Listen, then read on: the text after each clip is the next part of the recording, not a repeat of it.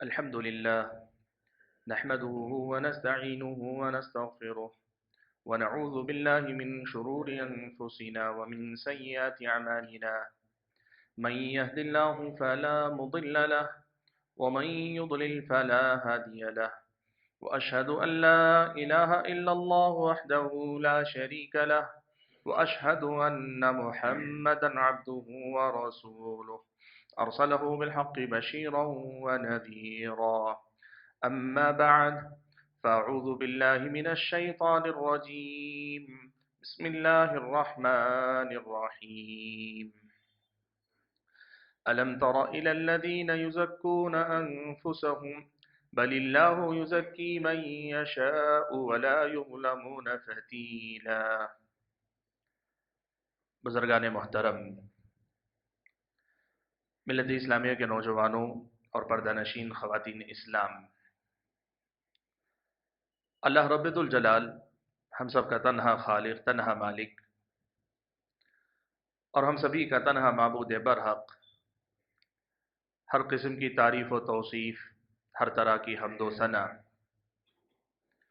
اور میری اور آپ سبھی حضرات اور خواتین کی ہر چھوٹی بڑی عبادت کا، ہماری اور آپ کی ہر ایک ریاضت اور بندگی کا اکیلا اور تنہا مستحق رب ہے، معبود برحق ہے، جس نے ہم اور آپ کو ایک بامقصد زندگی جینے کے لیے پیدا فرمایا۔ زندگی کا مقصد خود اس کی اپنی بندگی کے طور پہ متعین فرمایا، اور اسی مقصد کی تکمیل پر دنیا میں کامیابی کا وعدہ اور آخرت میں نجات اور جنت کے انعام کا وعدہ فرمایا ہے۔ درود و سلام ہو نبی آخر الزماں پیارے نبی محمد صلی اللہ علیہ وسلم کے ذات گرامی پر، جنہیں اللہ تبارک و تعالی نے ہماری اور آپ کی رہنمائی اور رہبری کے لیے اپنا آخری نبی و رسول بنا کر بھیجا، جنہوں نے ہم اور آپ کو اللہ تبارک و تعالی کے دین کی ہر چھوٹی بڑی بات بڑی ہی وضاحت کے ساتھ سمجھا دی، تاکہ ہم اور آپ اللہ تعالیٰ کی بندگی کرتے رہیں اور بندگی کرتے ہوئے ہی اس دنیا سے رخصت ہو جائیں۔ حاضرین جمعہ، قرآن مجید میں اللہ تبارک و تعالیٰ نے جن قوموں کا تذکرہ کیا ہے، ان میں سب سے زیادہ اہل کتاب کا اللہ تعالیٰ نے ذکر کیا۔ اللہ کے نبی صلی اللہ علیہ وسلم نے بھی احادیث مبارکہ میں اہل کتاب یعنی یہود و نصارہ کا بار بار اس کا اللہ کے نبی نے ذکر فرمایا ہے۔ اس طویل تذکرے کا مقصد کیا ہے؟ کیوں اللہ تبارک و تعالیٰ نے اہل کتاب کا، یہود و نصارہ کا سب سے زیادہ ذکر کیا؟ اس کی ایک وجہ پیارے نبی صلی اللہ علیہ وسلم نے یہ بیان فرمائی کہ یہ جو امت محمدیہ ہم اور آپ ہیں، ہم بھی انہی خطوط پر چلیں گے جن خطوط پر اہل کتاب چلے تھے۔ جس طرح وہ لوگ گمراہ ہوئے تھے، امت محمدیہ میں کی بھی ایک بڑی تعداد ان کے نقش قدم پر چل کر ویسی ہی غلطیاں کرے گی، انہی کے نقش قدم پر چل کر انہی جیسے اعمال اور انہی جیسے حرکتیں کرے گی۔ یہ پیارے نبی صلی اللہ علیہ وسلم نے فرمایا۔ آپ صلی اللہ علیہ وسلم نے ایک سے زائد حدیث میں فرمایا، لَتَتَّبِعُنَّ سَنَنَ مَنْ كَانَ قَبْلَكُمْ، تم ضرور اپنے سے پہلے والے لوگوں کے نقش قدم پر چلو گے۔ صحابہ نے پوچھا، اللہ کے نبی کون؟ اہل کتاب، یعنی آپ کی مراد اہل کتاب یہود و نصارہ ہیں؟ تو آپ صلی اللہ علیہ وسلم نے فرمایا کہ ہاں وہی ہیں، وہ نہیں تو اور کون ہیں جن کے نقش قدم پر تم چلو گے؟ یہ بات جہاں بتائی گئی اس کے پیچھے ایک بہت بڑا پیغام ہے،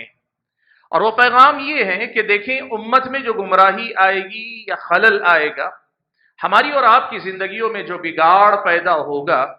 وہ بگاڑ انہی خطوط پر چل کر ہوگا جن خطوط پر اہل کتاب نے چل کر غلطیاں کی تھیں۔ اللہ سے دور ہونے، دین سے دور ہونے، اپنے دین کو بدل لینے اور ضائع کرنے کی جو غلطیاں اہل کتاب نے کی،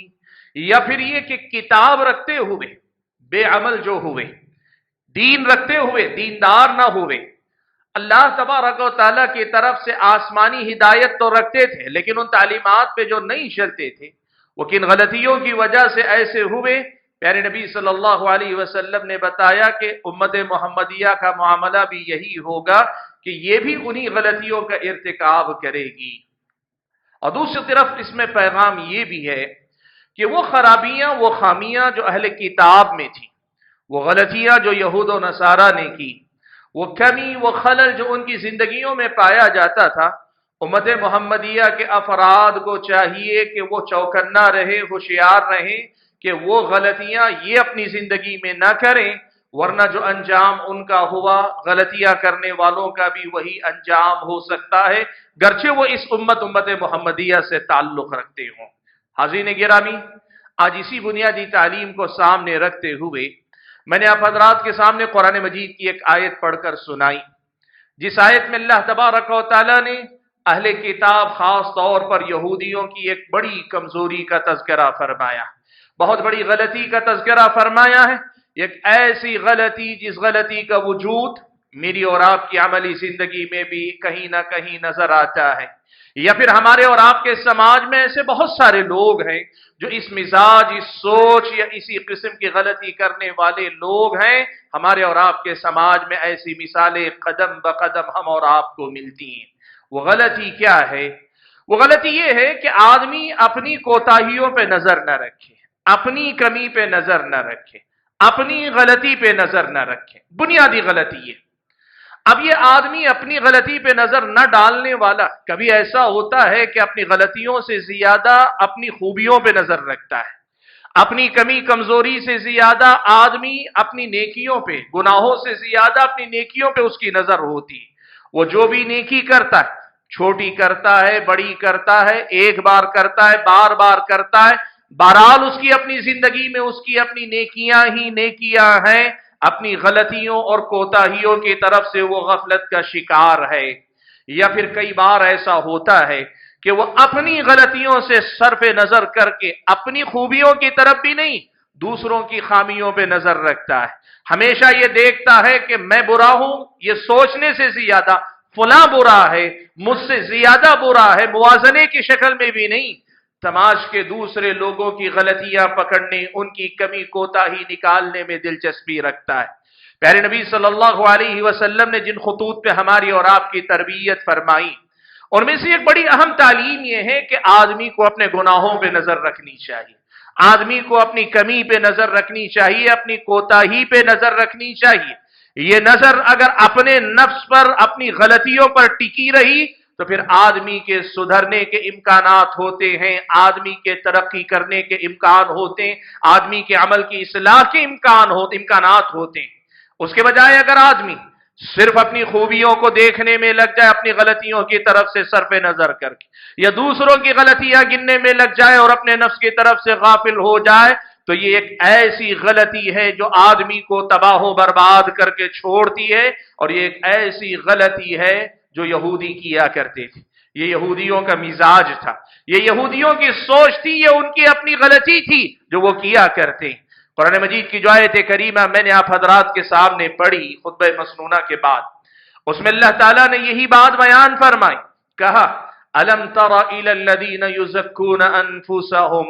اللہ کے نبی کیا آپ نے نہیں دیکھا ان لوگوں کو جو اپنے نفس کو پاک بتانے میں لگے ہیں، اپنے آپ کو بڑے پاکیزہ قرار دینے میں لگے ہیں، اپنا جب بھی ذکر کرتے ہیں تو یوں کرتے ہیں کہ ہم سے زیادہ کوئی بہتر نہیں ہے، صرف اپنا تزکیہ کرنے میں لگے ہوئے ہیں۔ اللہ نے فرمایا بل اللہ یزکی من یشاء، ان کے خود کو پاک سمجھ لینے سے یہ پاک نہیں ہو جاتے، خود کی نیکیوں کو دیکھ کر اپنے آپ کو بہت اچھا سمجھ لینے سے یہ اچھے نہیں ہو جاتے۔ بل اللہ یزکی من یشاء، اللہ جسے پاک کرتا، جسے چاہتا ہے اللہ اسے وہ پاکی عطا کرتا ہے۔ ولا یظلمون فتیلا، کہا اب یہ لوگ اگر اس خود فریبی میں مبتلا ہیں تو اللہ تبارک و تعالیٰ ان کا تزکیہ نہیں کرتا۔ جو اپنی خرابیوں سے زیادہ خوبیوں کو دیکھ کر دھوکے میں جینا چاہتے ہیں، اللہ ایسے لوگوں کا تزکیہ نہیں کرتا، اور اگر ایسے لوگوں کا تزکیہ نہیں کرتا تو ولا یظلمون فتیلا، یاد رکھو یہ اللہ کا فیصلہ انصاف پر ہے،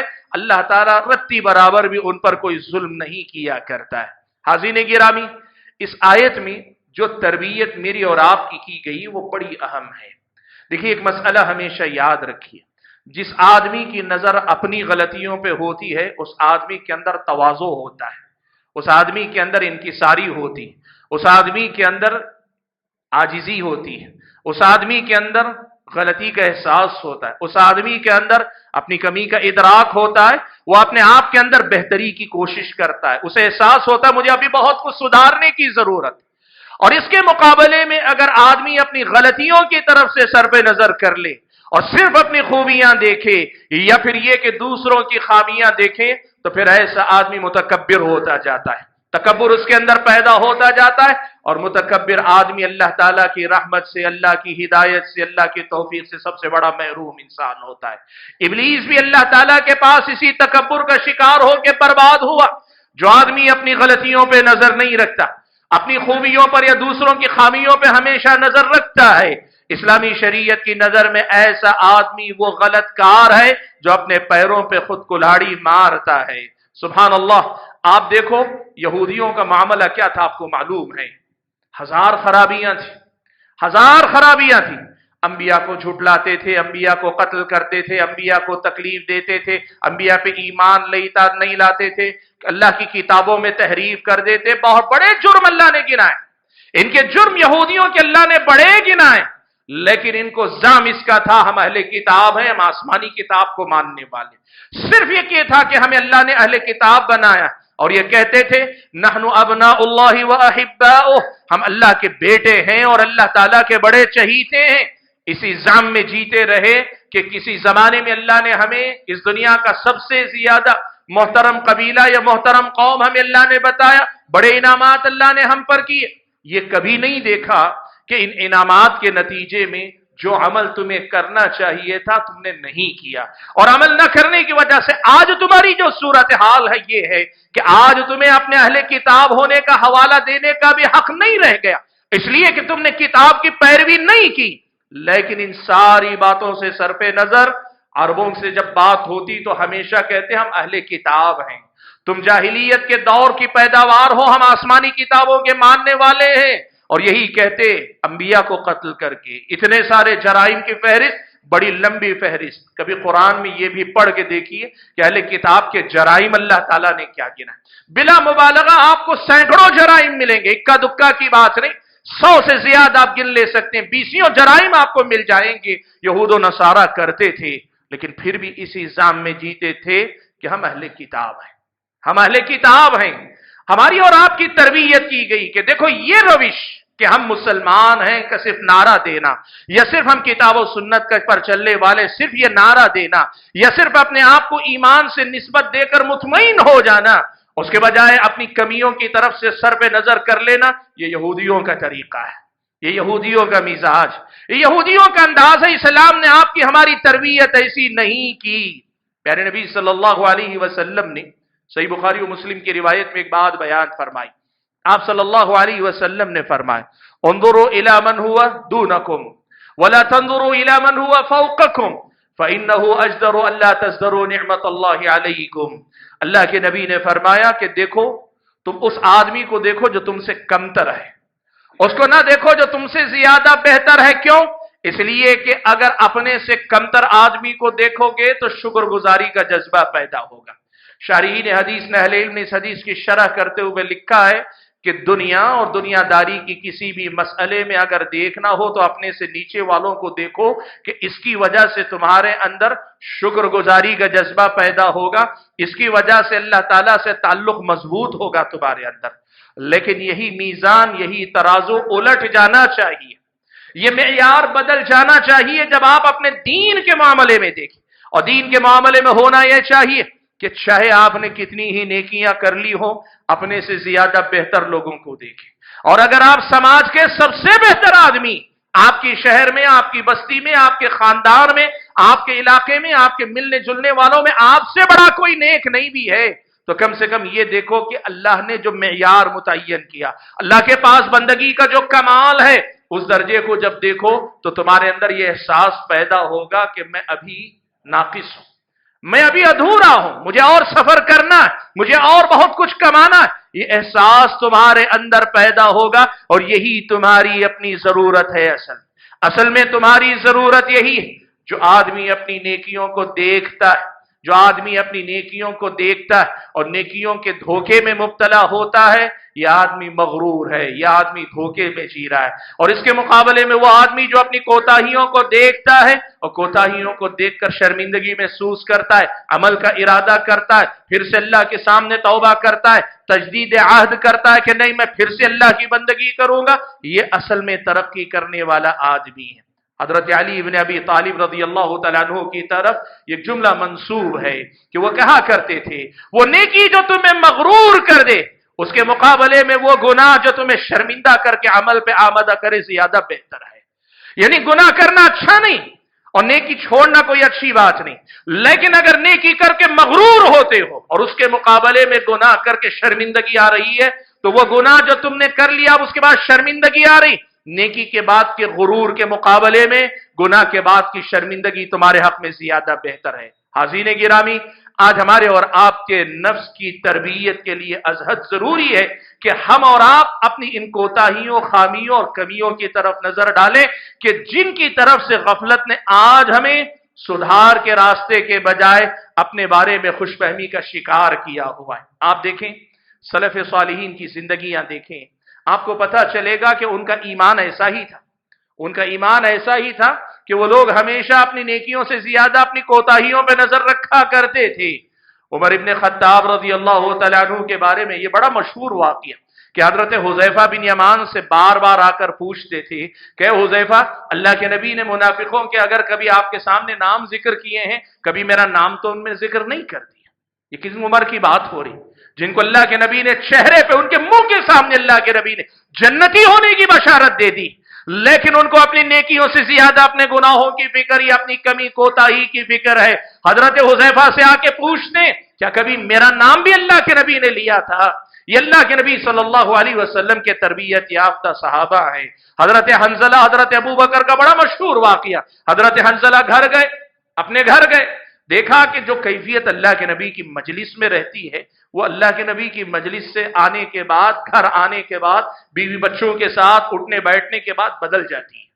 वो दिल जो आखिरत में लगा रहता है, दीन से लगा रहता है, उस दिल की कैफियत बदलती। अपने दिल की बदलती कैफियत को हजरत हंजला ने समझा कि यह निफाक है,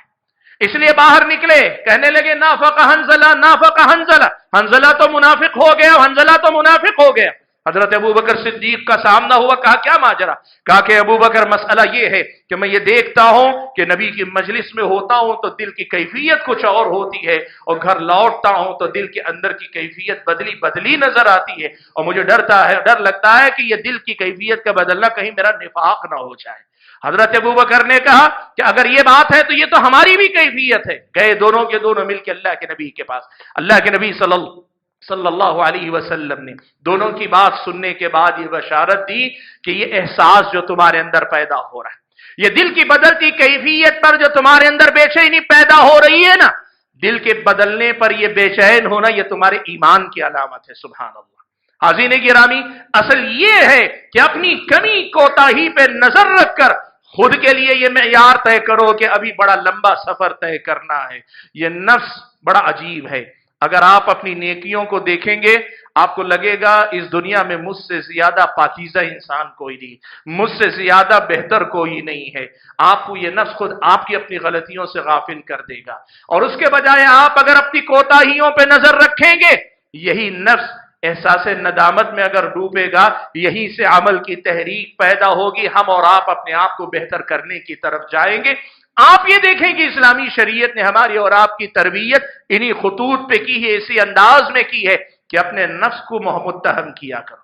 अपने नफ्स को इल्जाम दिया करो बजाय इसके कि किसी और के साथ करो। और यही मसला याद रखो, जहां हम और आपको अपने अमल से गाफिल करता है, हम अपनी गलतियों से सरफे नजर कर लेते हैं, तो दूसरे लोगों के गुनाहों के पीछे हम और आप पड़ जाते हैं। देखो, याद रखो,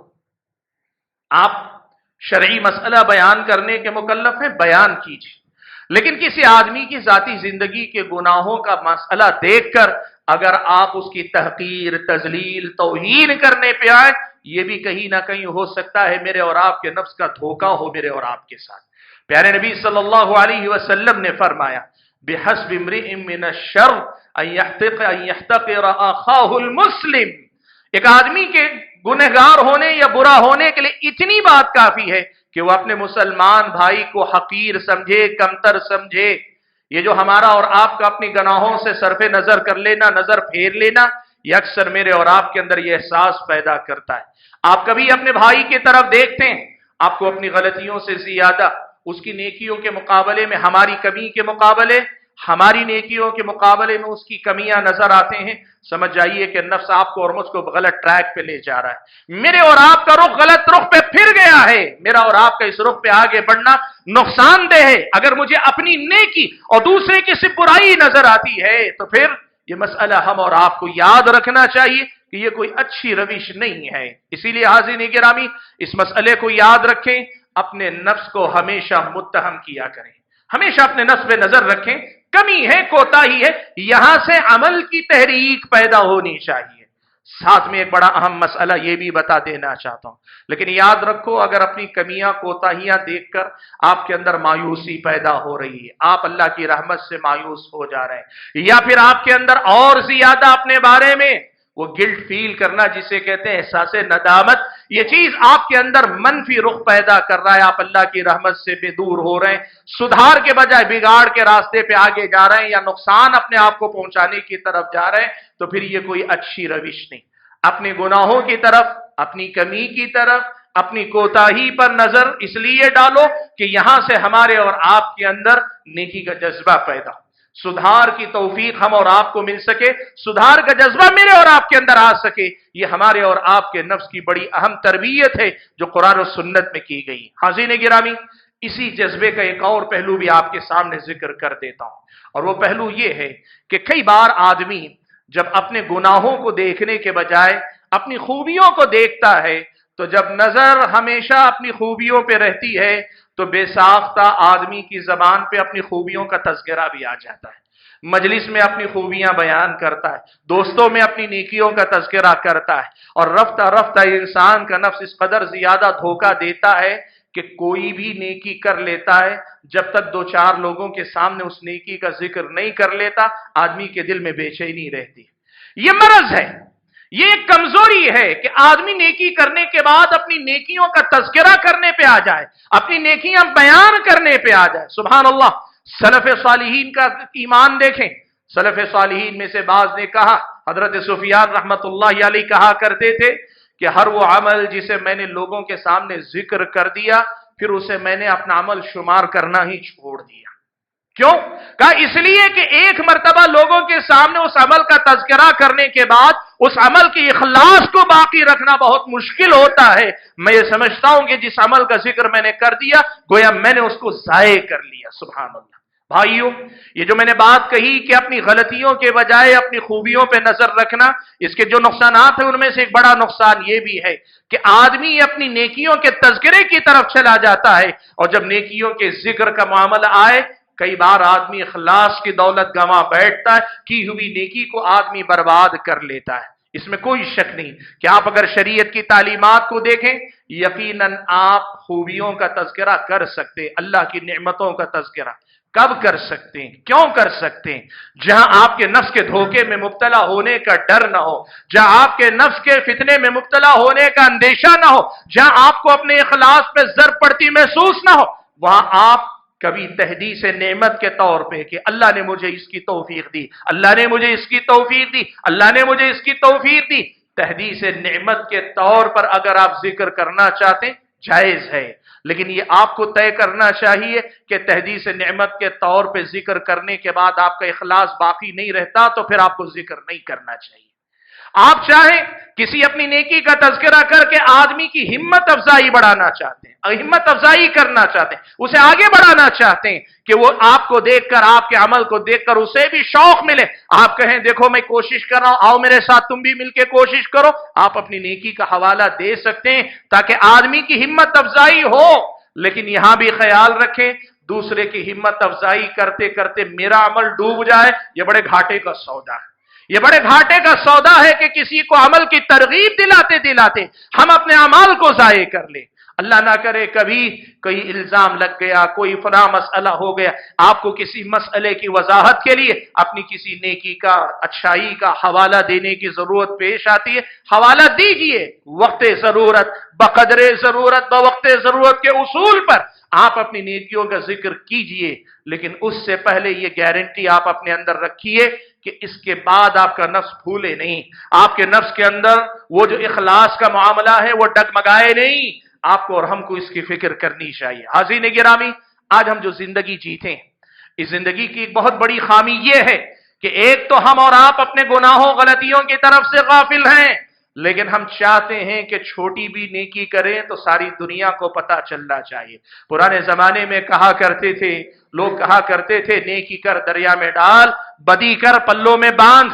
یعنی نیکی کر کے بھول جاؤ اور برگائی اگر کی ہے تو اپنے پلے میں باندھ کے رکھو کہ اس سے مجھے پیچھا چھڑانا ہے۔ نیا زمانہ، نیا دور، جیسے ہم اور آپ دیکھ رہے ہیں، نیکی آدمی کرتا ہے اخبارات میں ڈالتا ہے، نیکی آدمی کرتا ہے سوشل میڈیا، واٹس ایپ پر، فیس بک پر، پتہ نہیں کہاں کہاں سے ڈالتا ہے۔ اللہ کے بندو، میں نے بات کہی نہ، یاد رکھیں، اپنی کسی نیکی کا جائز حدود میں تذکرہ یقیناً جائز ہے، لیکن جیسے میں نے تفصیل بیان کی اس کی روشنی میں، لیکن اس کے ساتھ چوکنا رہنے کی ضرورت ہے۔ کہیں ایسا تو نہیں ہم ان لوگوں میں سے ہیں جن کی چھوٹی چھوٹی نیکیوں نے ان کو اپنے بڑے بڑے گناہوں کی طرف سے غافل رکھا ہوا ہے۔ نیکیاں چھوٹی کی ہیں، گناہ بہت بڑے بڑے کیے ہیں، لیکن شیطان نے اور میرے اور آپ کے نفس نے ایسے دھوکے میں ڈالا ہوا ہے کہ ہم اپنی چھوٹی نیکیوں کی آڑ میں اپنے بڑے بڑے گناہ بھولے ہوئے ہیں۔ یہ غلطی کرنے والے تو ہم نہیں ہیں، اس مسئلے کی طرف سے مجھے اور آپ کو چوکنا رہنا چاہیے۔ حاضرین گرامی، آج کے اس خطبہ جمعہ میں جو بنیادی پیغام مجھے دینا تھا وہ یہی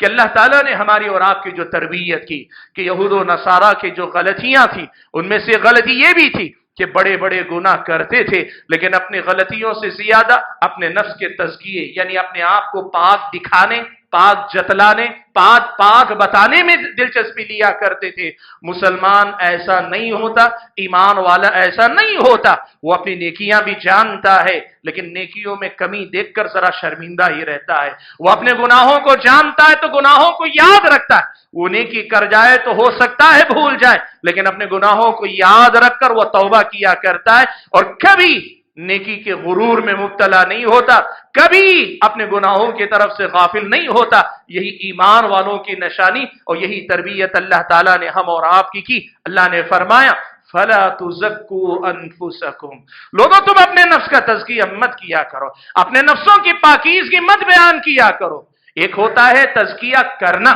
کہ اپنے آپ کو واقعی معنوں میں پاک کرنا، اور دوسری چیز ہے اپنے نفس کی پاکی بتانا، حالانکہ اندر سے پاک نہیں، اپنے آپ کو پاک سمجھنا، حالانکہ بہت سارا خلل کمی کوتاہی ہمارے نفس میں۔ کہا فَلَا تُزَكُّوا أَنفُسَكُمْ، اپنے نفسوں کو پاکیزہ نہ دکھاؤ، نہ جتلاؤ، نہ بتاؤ۔ هُوَ أَعْلَمُ بِمَنِ اتَّقَىٰ، وہ جانتا ہے، زیادہ جانتا ہے، بہتر جانتا ہے کہ حقیقی معنوں میں تقوی کے معیار پہ اترنے والا کون ہے۔ حاضرین گرامی، آج کی اس خطبہ جمعہ میں یہی پیغام آپ حضرات و خواتین کے سامنے رکھنا چاہتا ہوں کہ اپنے نفسوں پہ ہمیشہ خود کو متہم کرنے والی نظر رکھیں، اپنے گناہوں پہ نظر رکھیں۔ جب گناہوں پہ نظر ہوگی تو ہمیشہ عمل کی تحریک ملے گی، عمل کا جذبہ پیدا ہوگا، توبہ و استغفار کا خیال آئے گا، مزید نیکیاں کرنے کا احساس پیدا ہوگا، اور اس کے بجائے اگر نظر بدل گئی، ہم نے اپنے گناہوں کو نظر انداز کر کے نیکیوں پہ نظر جما لی، کئی بار اللہ نہ کرے ہماری روش بھی اہل کتاب والی،